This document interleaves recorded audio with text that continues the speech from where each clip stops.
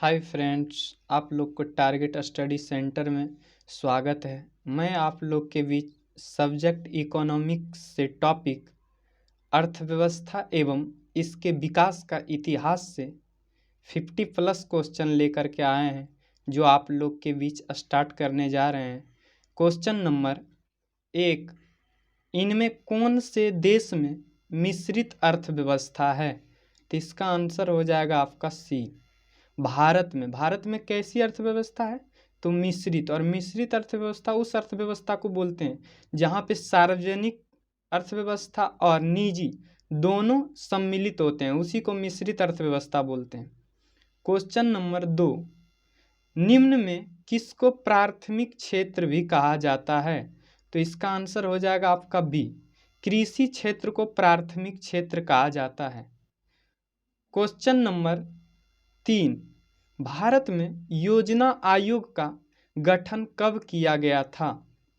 तो आंसर हो जाएगा आपका ए, 15 मार्च 1950 को योजना आयोग का गठन या स्थापना पूछे तो 15 मार्च 1950 को। लेकिन अब यह योजना आयोग नहीं रहा, क्योंकि योजना आयोग के स्थान पे प्रधानमंत्री नरेंद्र मोदी के द्वारा नीति आयोग को लाया गया, और उसका यदि स्थापना पूछे तो 1 जनवरी 2015 का उसका स्थापना हुआ नीति आयोग का। क्वेश्चन नंबर 4, जवाहर रोजगार योजना लागू हुई? तो इसका आंसर हो जाएगा आपका बी, 1989 में। क्वेश्चन नंबर 5, राष्ट्रीय विकास परिषद का गठन कब हुआ? तो इसका आंसर हो जाएगा आपका बी, 1952 में। क्वेश्चन नंबर 6, योजना आयोग को भंग कर कौन सा आयोग बनाया गया?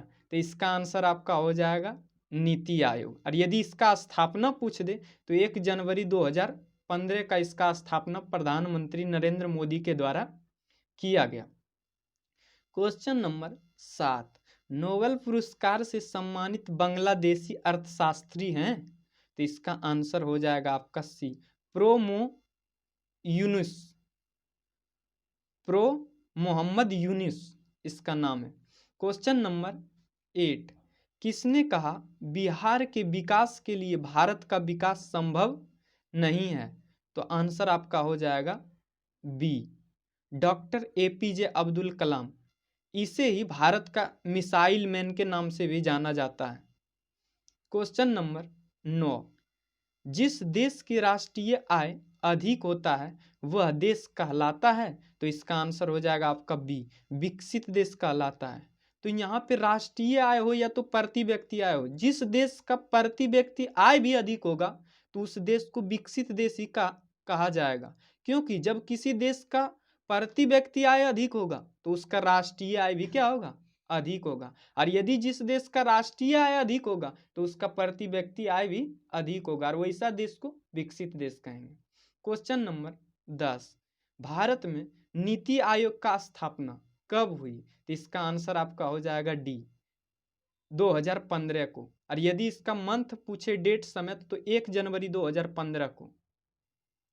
क्वेश्चन नंबर 11, निम्न में से किसे पिछड़ा राज्य कहा जाता है? तो ये सबको पता है, इसका आंसर आपका हो जाएगा सी, बिहार। बिहार हर चीज में पिछड़े हैं, जिसके कारण बिहार को ही पिछड़ा राज्य के श्रेणी में रखा गया है। क्वेश्चन नंबर 12, इनमें से कौन योजना आयोग के पदेन अध्यक्ष होते हैं? तो इसका आंसर हो जाएगा आपका ए, प्रधानमंत्री। यहाँ पे यदि ये भी पूछ दे कि नीति आयोग का कौन पदेन अध्यक्ष होते हैं तो यहाँ पे भी हो गए प्रधानमंत्री। या योजना आयोग पूछे या नीति आयोग का मतलब जो है अध्यक्ष पूछे, पदेन अध्यक्ष या अध्यक्ष पूछे, तो वहाँ पे हो जाएगा प्रधानमंत्री। लेकिन ये पूछ दे कि योजना आयोग के प्रथम पदेन अध्यक्ष कौन था, तो वहाँ पे हो जाएगा प्रथम जवाहरलाल नेहरू था। जिस वक्त 15 मार्च 1950 का योजना आयोग का गठन हुआ था उस वक्त प्रधानमंत्री जवाहरलाल नेहरू थे। और जब योजना आयोग को खत्म करके नीति आयोग को लाया गया तो ये प्रधानमंत्री नरेंद्र मोदी के द्वारा 1 जनवरी 2015 को किया गया था। तो इसका मतलब पदेन अध्यक्ष, प्रथम नीति आयोग का पदेन अध्यक्ष हो जाएगा आपका नरेंद्र मोदी। किस क्षेत्र को तृतीयक क्षेत्र कहा जाता है? तो इसका आंसर आपका हो जाएगा ए, सेवा क्षेत्र को तृतीयक क्षेत्र कहा जाता है।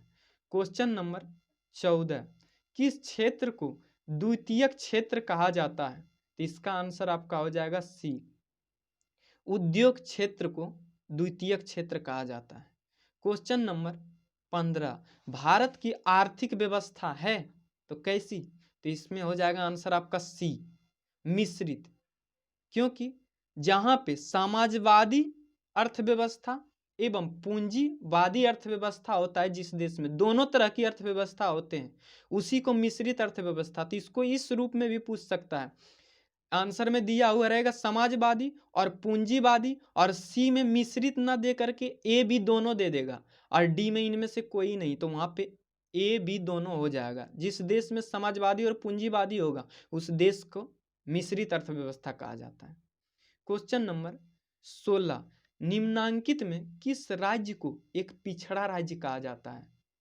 तो आंसर आपका डी हो जाएगा अपना बिहार, बिहार को ही पिछड़ा राज्य कहा जाता है।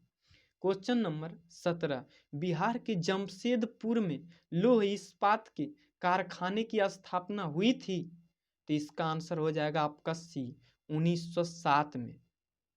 क्वेश्चन नंबर 18, अर्थव्यवस्थाओं के मुख्यतः प्रकार हैं? तो आंसर हो जाएगा आपका बी, 3 प्रकार के होते हैं, क्योंकि हम यहाँ पे बता दिए 15 नंबर क्वेश्चन में अर्थव्यवस्था कितने प्रकार के, 3 प्रकार के। नंबर 1, एक समाजवादी अर्थव्यवस्था, दूसरा पूंजीवादी अर्थव्यवस्था, और जिस देश में ये दोनों अर्थव्यवस्था हो उसको मिश्रित अर्थव्यवस्था। तो मिश्रित अर्थव्यवस्था आपका तीसरा अर्थव्यवस्था। तो ये याद रखना है, अर्थव्यवस्थाओं के मुख्यतः 3 प्रकार के होते हैं। तो इसमें हो जाएगा, पहला हो जाएगा आपका समाजवादी, और दूसरा पूंजीवादी, और तीसरा मिश्रित अर्थव्यवस्था।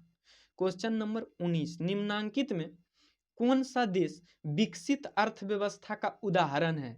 तो आंसर आपका हो जाएगा ए, अमेरिका। अमेरिका एक मतलब जो है विकसित अर्थव्यवस्था का उदाहरण है। क्वेश्चन नंबर 20, विश्व पर्यावरण एवं विकास आयोग की स्थापना हुई? तो आंसर आपका बी हो जाएगा 1983 में। क्वेश्चन नंबर 21, बिहार में जीवन यापन का मुख्य साधन है? तो आंसर आपका हो जाएगा ए, कृषि। क्वेश्चन नंबर 22, निम्नांकित में कौन सा देश में एक मिश्रित अर्थव्यवस्था है? तो ये आपका आंसर हो जाएगा सी, भारत में। क्वेश्चन नंबर 23, निम्नांकित में कौन नवीनीकरणीय प्राकृतिक संसाधन है? तो इसका आंसर आपका डी हो जाएगा, भूमिगत जल। क्वेश्चन नंबर 24, निम्नांकित में किस राज्य को एक पिछड़ा राज्य कहा जाता है? तो इसका आंसर आपका हो जाएगा सी, बिहार। 3 बार ये क्वेश्चन रिपीट हो चुका है। क्वेश्चन नंबर 25, देश में सब्जी के उत्पादन में बिहार का स्थान है? तो इसका आंसर हो जाएगा आपका बी, दूसरा। क्वेश्चन नंबर 26, भारत के पड़ोसी देशों में किस देश की प्रति व्यक्ति आय सबसे अधिक है? तो इसका आंसर हो जाएगा आपका सी, श्रीलंका। एक छोटा सा देश है जिसका प्रति व्यक्ति आय सबसे अधिक है पड़ोसी देशों में। क्वेश्चन नंबर 27, इनमें से कौन से देश में समाजवादी अर्थव्यवस्था है? तो आंसर आपका हो जाएगा बी, रूस में कैसी अर्थव्यवस्था है? तो समाजवादी अर्थव्यवस्था। क्वेश्चन नंबर 28, ऊर्जा के मुख्य स्रोत क्या हैं? तो आंसर आपका हो जाएगा डी, नंबर 1 हो जाएगा, कोयला भी है, पेट्रोलियम भी है, और विद्युत भी है। ये ऊर्जा का सभी क्या है, सभी स्रोत हैं। इनमें से हो जाएगा डी, इनमें से सभी। क्वेश्चन नंबर 29, इनमें से कौन सा आर्थिक क्रिया नहीं है? तो इसका आंसर हो जाएगा आपका बी, बेरोजगारी क्या है, आर्थिक क्रिया नहीं है। मानव विकास की दृष्टि से भारत के पड़ोसी देशों में किस देश की आर्थिक स्थिति इससे बेहतर है? तो जान जाओ, इसका आंसर हो जाएगा डी, यहाँ पे हो जाएगा श्रीलंका। भारत से अच्छा इसकी अर्थव्यवस्था है, किसकी, श्रीलंका की। क्वेश्चन नंबर 31, निम्नलिखित में कौन मिश्रित अर्थव्यवस्था का विशेषता है? तो यहाँ पे क्वेश्चन आपका आंसर हो जाएगा सी, देख लीजिए यहाँ पे बोल दिया है, ए में बोल दिया है निजी क्षेत्र, बी में बोल दिया है सार्वजनिक, और हम ऐसा क्वेश्चन बोले थे आपको वहीं पे, तो यहाँ पे हो जाएगा ए बी दोनों, और इनमें से डी है आपका, इनमें से कोई नहीं, तो ए बी दोनों हो जाएगा।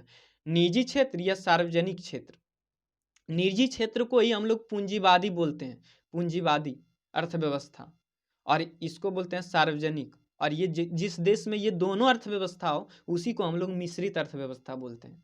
क्वेश्चन नंबर 32, आर्थिक समृद्धि का संबंध है, तो आंसर आपका हो जाएगा बी, दीर्घकाल से। क्वेश्चन नंबर 33, बिहार एक राज्य है, तो कैसा, आंसर हो जाएगा आपका इसका डी, कृषि प्रधान राज्य है बिहार। क्वेश्चन नंबर 34, गरीबी कैंसर रोग की तरह है, किसने कहा था, तो इसका आंसर आपका हो जाएगा ए, अर्थशास्त्री कुंजनेट ने। किसने कहा, अर्थशास्त्री कुंजनेट। क्वेश्चन नंबर 35, 11वीं पंचवर्षीय योजना की अवधि क्या है, तो आंसर आपका हो जाएगा डी, 2007 से 2012। क्वेश्चन नंबर 36, डेबिट कार्ड संबंधित है, तो ये आपका हो जाएगा आंसर सी, बैंकिंग प्रणाली से, क्योंकि डेबिट कार्ड के बारे में सभी को पता होगा और आज के समय में सभी के पास डेबिट कार्ड होता है। डेबिट कार्ड एटीएम कार्ड को बोला जाता है और ये एक प्लास्टिक मुद्रा है। क्वेश्चन नंबर 37, योजना आयोग का अध्यक्ष होता है, तो यहाँ आंसर आपका हो जाएगा बी, प्रधानमंत्री। हम यहाँ पे भी बता रहे हैं आप लोग को कि यदि योजना आयोग पूछे या फिर नीति आयोग पूछे इसका अध्यक्ष कौन होता है, तो प्रधानमंत्री ही होता है। और यदि ये पूछ दे कि योजना आयोग के प्रथम अध्यक्ष, तो वो हो जाएगा जवाहरलाल नेहरू, और ये पूछ दे कि नीति आयोग का प्रथम अध्यक्ष, तो वो हो जाएगा नरेंद्र मोदी। क्वेश्चन नंबर 38, एक अर्थव्यवस्था का सृजन होता है, तो आंसर आपका हो जाएगा डी, इनमें से सभी साधनों से, जैसे नंबर 1 प्राकृतिक साधनों से, भौतिक साधनों से और मानवीय साधनों से, इन तीनों सभी से होता है, तो आंसर हो जाएगा आपका डी। क्वेश्चन नंबर 39, निम्नांकित में किस क्षेत्र को प्राथमिक क्षेत्र कहा जाता है, तो आंसर हो जाएगा आपका बी, कृषि क्षेत्र को।